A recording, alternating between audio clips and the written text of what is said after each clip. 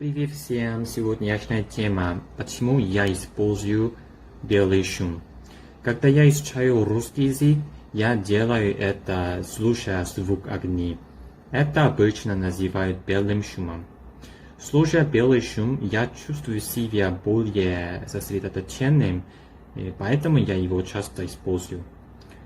На самом деле существует множество исследований, согласно которым белый шум улучшает концентрацию внимания.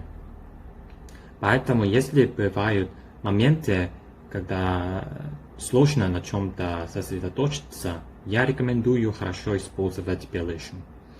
Вот почему я использую белый шум.